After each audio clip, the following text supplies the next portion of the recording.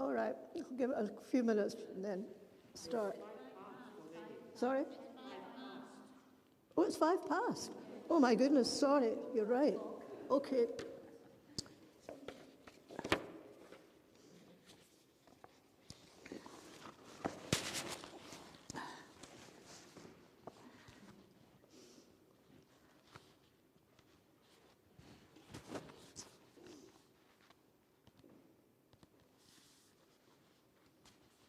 Good morning, everyone.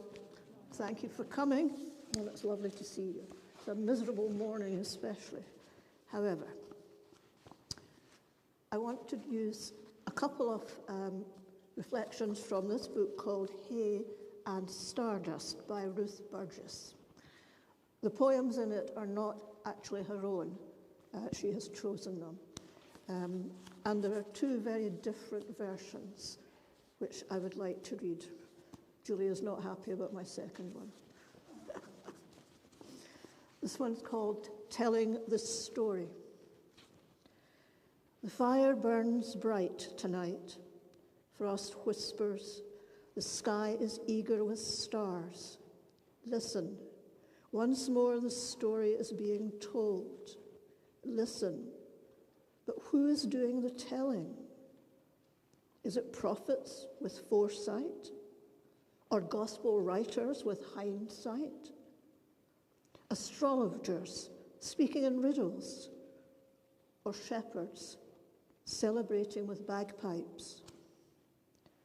Is it angels cleaving the clouds with unnerving presence, with God's words sung, not said, and like snowflakes, complex and unique? Is it common men caught up in something beyond comprehension, stammering the story in words wholly down to earth? Is it the Magi, for all their measured words, giving away intelligence that Herod needs? Is it Mary, silent as snowfall, keeping these keen-edged things and turning them over in her heart? Is it Simeon's benediction and proclamation, or Anna's gossiping the good news? It has been written out over and over again with the patient rhythms of a pen, painted like a jewel on vellum, carved in dark oak, chiseled in pale stone, glimpsed in a bright window, gazing back from an icon, read solemnly from the big book on the eagle's back, acted with laughter in the marketplace, or danced to the lilt of a carol,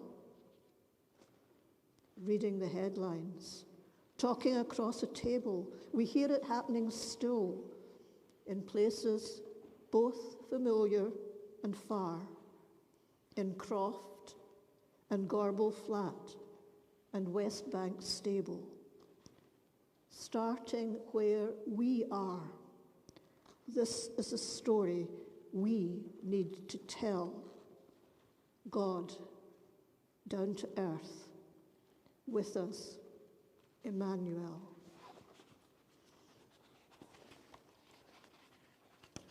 The other is a different version, much more up-to-date and modern. And perhaps there's something in what Julia says. This is a time for celebration. So why should I tell this particular version? Well, I think it's something that Jesus left us. Jesus called a spade a spade. He never looked the other way or moved to the other side of the road. He kept his eyes open, and he saw things when they were wrong and tried to do something about it. And we too, despite the lovely time that we normally have at Christmas, also have to keep our eyes open, because not all is right with this world. We are on the wrong road.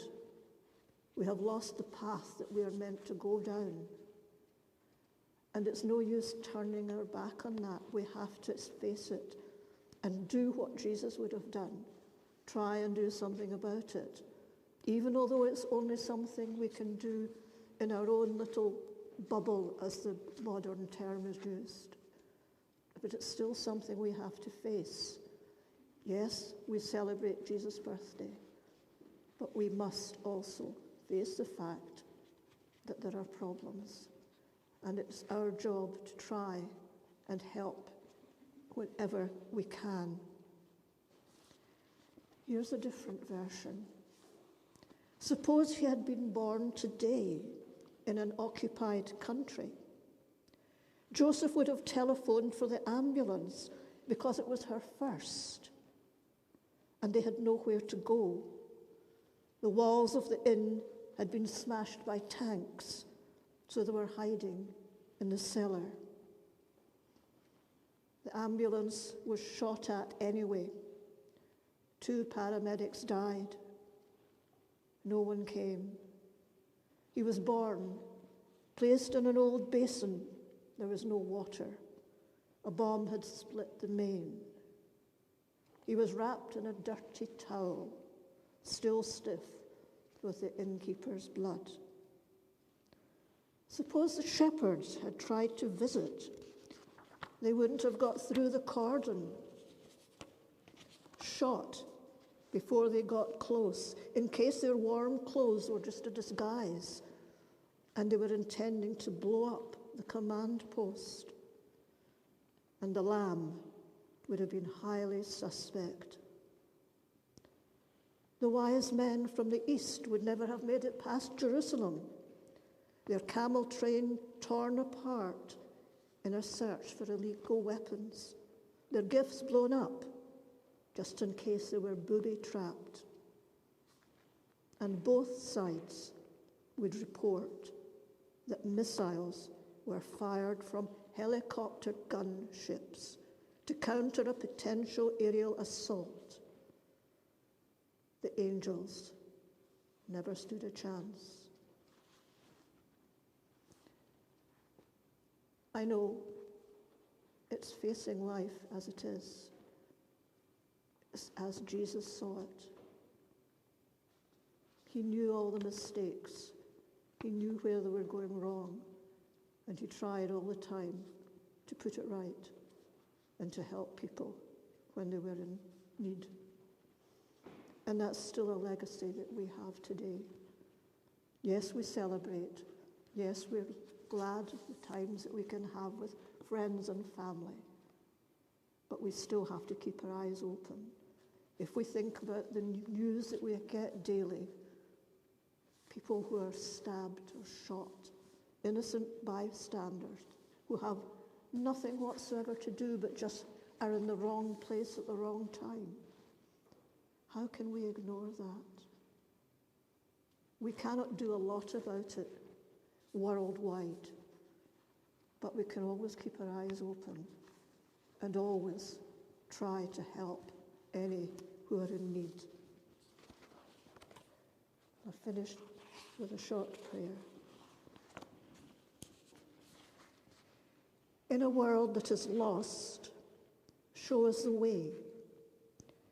In a world full of lies and deceit, show us the truth. In a world that is sick and decayed, show us life and love. O Jesus, help us to remember that you are the way, the truth, and the life on Christmas Day and every day. Amen. Thank you. Thank you, Maureen. Okay. I hope it wasn't too solemn.